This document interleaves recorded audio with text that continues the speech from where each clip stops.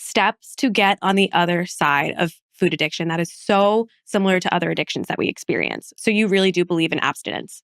Oh, absolutely. Anything that's going to be addictive for you and that you can't control yourself with, get it out of the house. That is the number one thing you can do. Okay. What about things like peanut butter and nuts that you were saying? Yeah, if you can't control yourself with it, get it out of the house. During my healing process, I actually ended up putting things like nuts and peanut butter and almond butter in these small jars. And I was measuring out 1 to 2 tablespoons at a time and putting it in the jar, because when you're in that binge mindset or in that where you don't really know exactly how much to eat, I kind of lost how many calories. Like, I just didn't know what to eat and how much. So I started measuring it out and putting it in jars. You didn't have your hunger cues. No, I didn't have my hunger cues. You were so confused. I wasn't measuring it out every time I ate it. I had it already in preset jars. Like, I would do this on a Sunday, let's say, and I would have it for a whole month in these actual jars that are really tiny, and I could just finish the whole jar. And you think this helped you heal? It helped me heal. Wow. It did. Okay, good to know. Yeah. One thing that the therapist I was seeing really helped me with was to find something to look forward to when you get home. So, for example, when I would go on these dates where I'm saying I can't stop thinking about food, I feel lonely, and I just want to go home and binge, before I would leave for the date, or if it was friends, whatever it may be, I would set up my bathroom to be a spa. So I would put my diffuser on with essential oils. I had flameless candles. I had my red light in there so that I could come home and turn it on to set the mood. And I had got a bath pillow. I had botanicals that I would put in tea bags in my bath to make it smell really good. I had bubbles.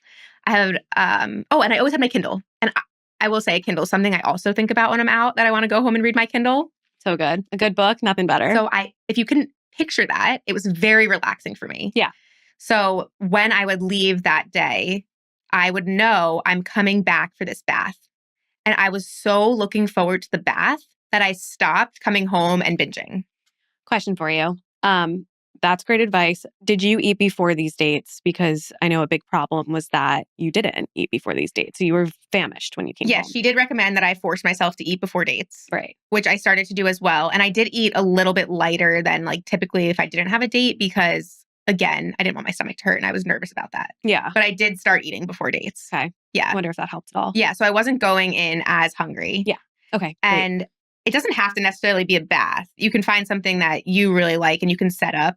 But I do think what's really important is setting it up when you're not in that binge mindset. Yeah. So it was already, I didn't have to do anything when I got home. Right. My pillow was already there. The red light was there. The flameless candles were on. The diffuser was on. It smelled really good. It's like me. I know what movie was on deck for me to come home and watch, because movies really wrote me in. With anything that brings you Leo. peace. Yeah. Cuddles with your dog. That's a great one. Yeah. It's just whatever can bring you peace. And I do find that baths help a lot, because baths really do, when you create that environment, bring you into your parasympathetic nervous system. Yeah. That sounds great. And not activity that's not in your kitchen. Exactly. I wonder if that's key. And I also closed off the kitchen. So when I started doing this bath thing, in my mind, the kitchen was closed. Mm-hmm. So I couldn't go home and access the kitchen. Yeah. Okay. So it was closed. I wasn't allowed in the kitchen. The next thing I wanted to get into is, might sound strange, but a salad for breakfast really, really helps me. I don't hate that at all, for the record. So I found that when I get beans, flax seeds, greens, anything that's really, really satiating and satisfying for my first meal of the day, I'm not thinking about food at all for the rest of the day. But if I wake up and I eat, just a piece of fruit or something small, I still think about what I want to eat next. And if I wake up, sometimes I'm really busy and I don't get the chance to eat until 1 p.m., I end up coming home and eating way too much. Yeah. And then I don't feel well. Totally. So it's really about this precision nutrition, crafting meals that truly satisfy you. Mm-hmm. And for me, that's a salad. Yeah. Well, I also think start kicking the day off with something savory. I went through a period where I actually did this. I was eating one big salad at 10 a.m.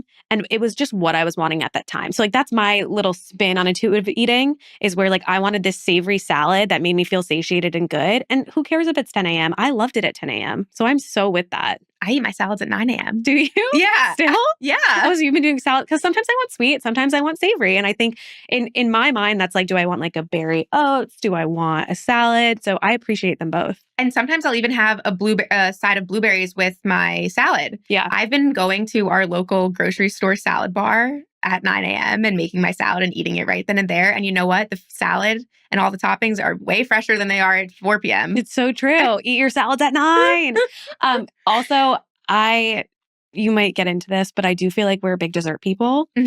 Our dessert that we also eat with the fruit and the non-dairy milk and like a little bit of date sweetened chocolate chips. Am I missing any good ingredients?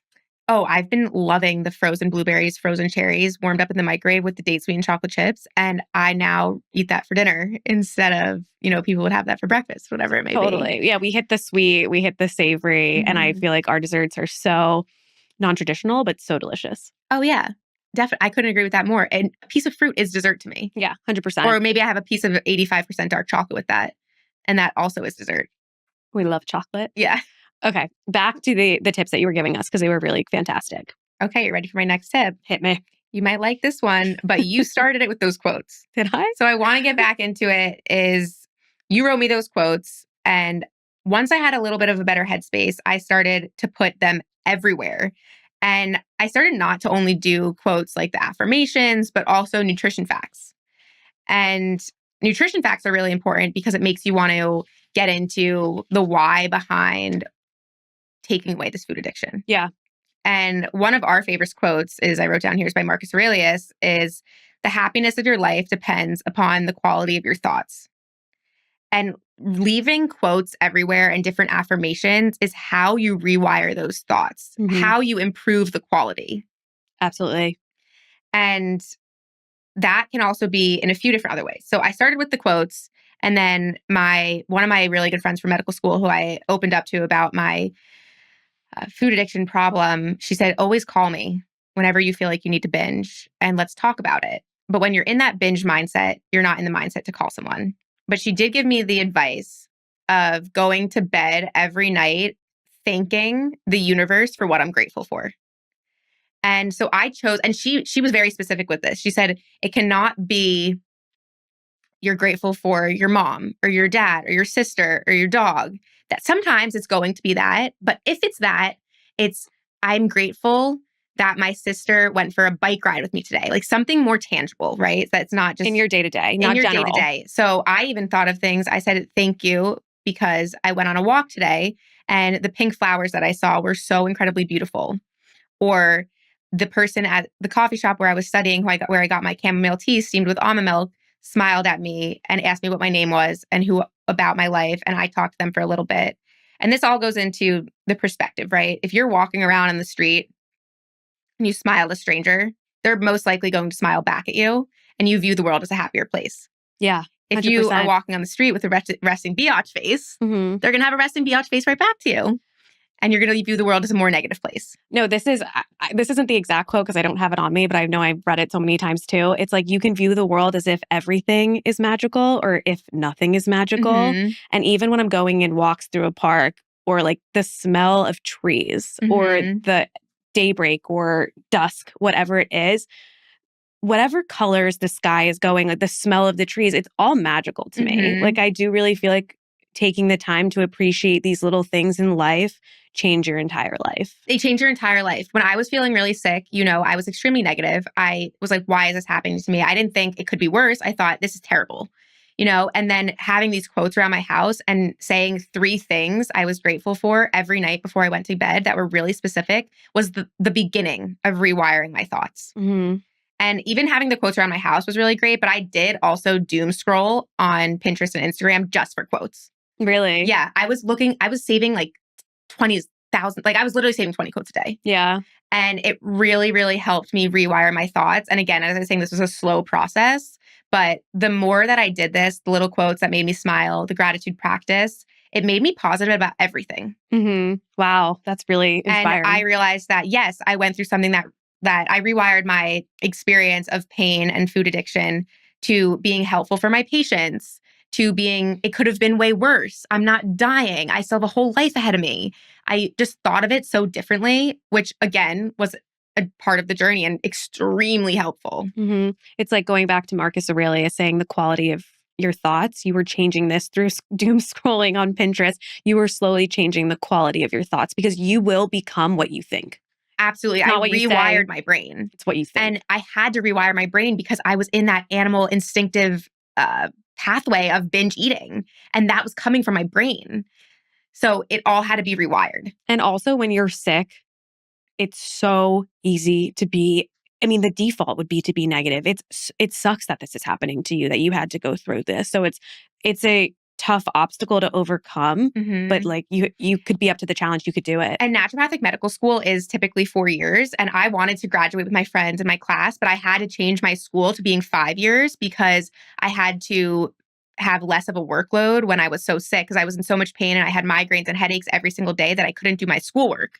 So I could focus on that, or I could focus on the opportunity that my school gave me to make this 5 years and make it easier for me so I can graduate with this illness. Right. And so really rewiring my thoughts also helped. But in addition to the quotes, which is my next tip, is... And if you need, sorry, I just want to say, if you need a therapist to help you do that, that's really what you should focus on. Definitely. And with every single one of my patients, I talk about this because of how important I think it is. You're good, girl. Thank you. So the next thing I think is so valuable is science. And this is similar to rewiring the thoughts because it's learning the science. This is a quote from Dad. Knowledge beats willpower. Set yourself up for success by learning everything you can about nutrition. If you need to put a reminder inside your fridge that says, eat broccoli sprouts because they contain the highest amount of anti-cancer compounds, do it. If you need to write in the fridge where you keep your DHA bottle in big letters that it protects you against dementia, and that when you're low in omegas, you can't detoxify properly, do it. Read everything you can. Knowledge is so powerful. And I will say that's what brought me to the end. Wow. So you think, wow, Dad's work makes a difference. Yeah. Even so for I his will own say family. in this time period where I was doing really bad and eating with the food addiction, having a lot of pain, my dad always told me I needed to lose, I needed to be at my ideal weight and I wasn't, and that I wasn't doing Nutritarian 100%. And he always said the money is in the last 5%. Yeah. And I rolled my eyes when he said that. And then I learned the science. I started seeing patients. It was a little bit before then, but I was learning a lot of the science by researching a lot of Dad's work and a lot of other doctors' work as well to do my mentorship and this residency that I'm doing. And I wanted to implement everything that I was learning so badly that I realized he was right. The money is in the last 5%. Don't let him hear you say that. I know. And I shed 20, 25 pounds without trying.